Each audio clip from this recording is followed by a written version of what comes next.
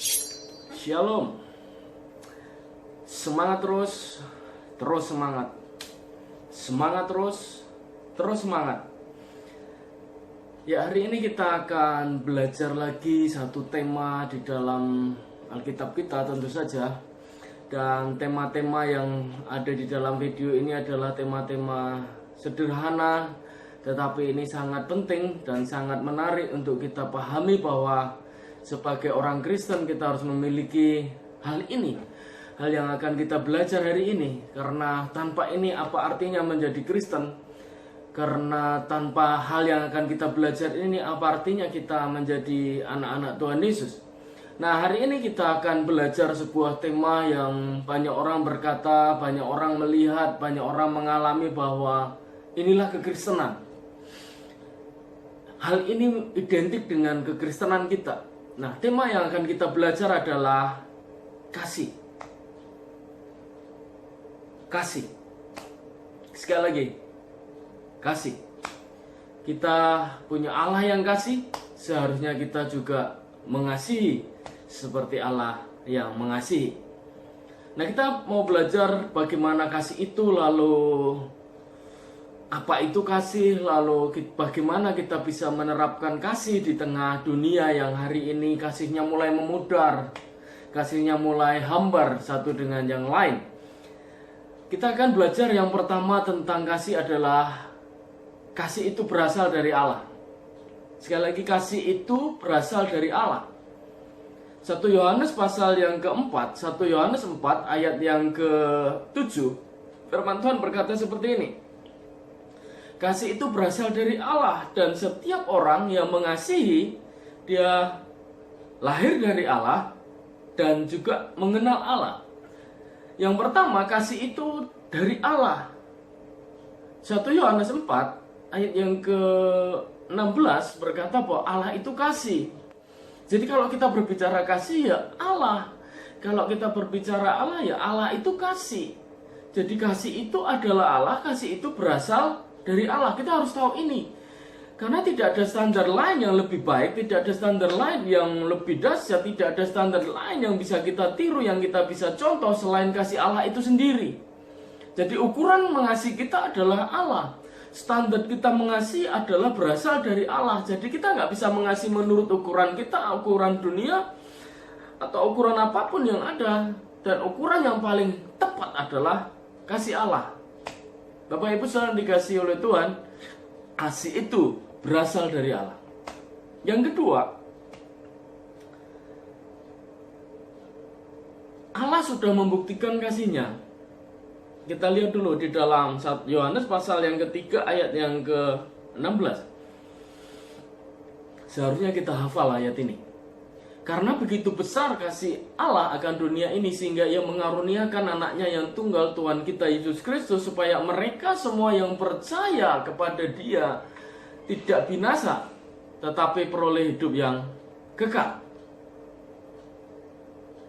Allah sudah membuktikan kasih-Nya dengan memberikan Yesus mati disalibkan menjadi penebusan bagi kita yang kemarin kita peringati di dalam Paskah, yang kemarin kita renungkan apa yang Dia kerjakan dalam perayaan Paskah di gereja-gereja di dalam hidup kita. Nah, Tuhan itu sudah mengasihi kita, sudah membuktikan kasih-Nya kepada kita. Yang kedua, kasih Allah seharusnya menjadi teladan bagi kita dan alasan untuk kita mengasihi orang lain.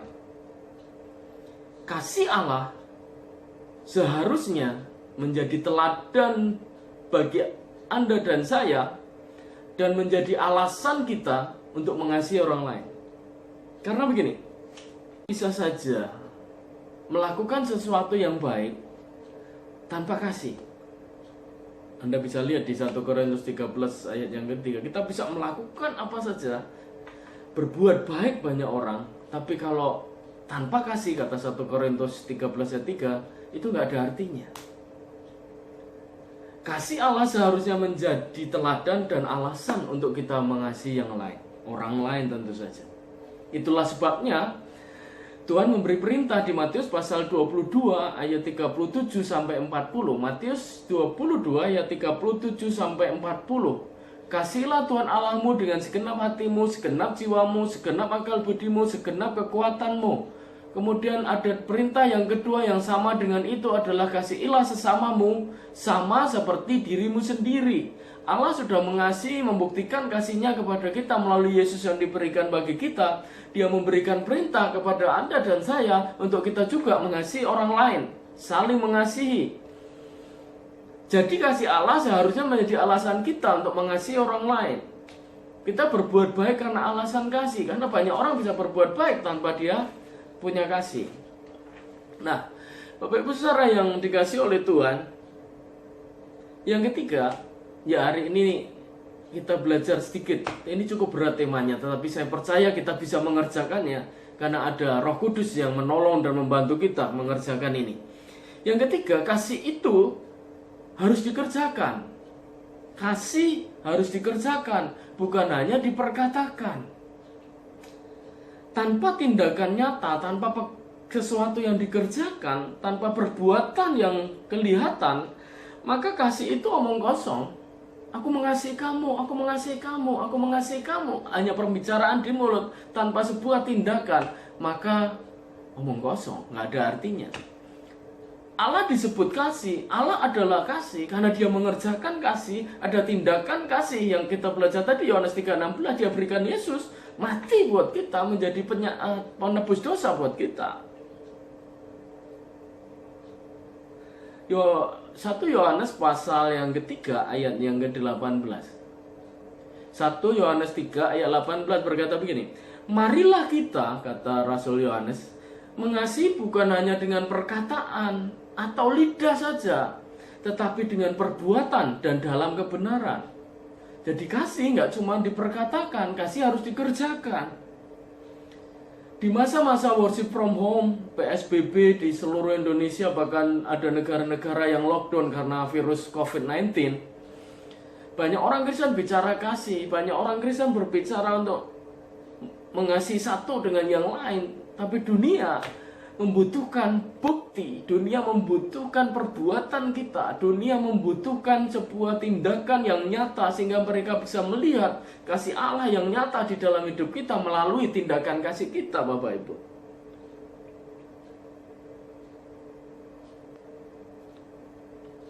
Yang pertama, kasih itu dari Allah. Yang kedua, kasih yang dari Allah itu seharusnya menjadi teladan kita dan menjadi alasan kita untuk kita mengasihi orang lain. Yang ketiga, kasih itu nggak cuma diperkatakan, kasih harus dikerjakan. Ini waktunya kita, gereja Tuhan, menyaksikan kasih Kristus supaya orang bisa melihat Allah kita, Allah yang kasih. Allah kita adalah kasih. Anak-anak Tuhan juga harus mengasihi. Tekan amin. Amin itu artinya saya percaya, saya setuju. Jadi kita harus berkata amin untuk setiap kebenaran firman Allah. Allah kita kasih, seharusnya kita juga mengasihi. Allah kita sudah membuktikan kasihnya, seharusnya kita juga mengasihi dengan memberikan bukti kepada orang lain. Dengan apa? Dengan tindakan yang kita kerjakan. Orang tidak peduli seberapa banyak kita tahu. Saya ulang ya. Orang tidak peduli seberapa banyak saya tahu, Anda tahu, kita tahu. Orang lain peduli ketika mereka tahu, kita peduli dengan mereka.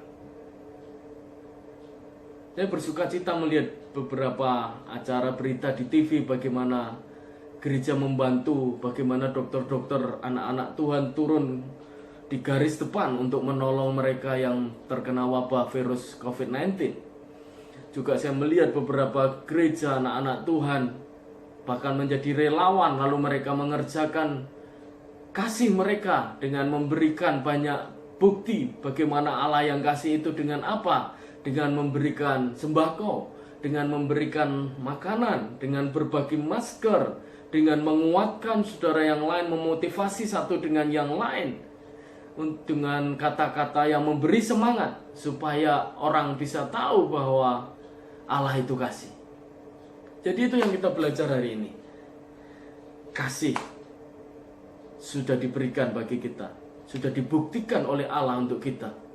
Mari kita jadikan kasih Allah itu alasan dan menjadikan teladan bagi kita mengerjakan kasih dalam kita berbuat kasih kepada orang-orang lain. Bapak Ibu yang dikasihi oleh Tuhan, miliki kasih Allah, alami kasih Allah, dan bagikan kasih Allah.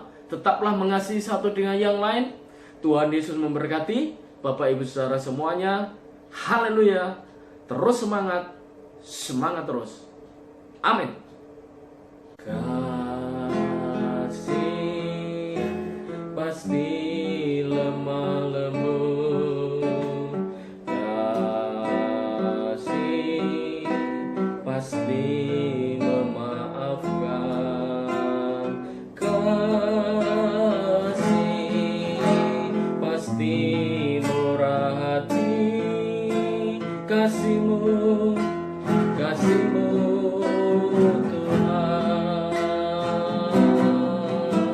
ajarilah kami ini saling mengasihi, ajarilah kami ini saling mengampuni, ajarilah kami ini kasih-Mu ya Tuhan, kasih-Mu kudus tiada batasnya.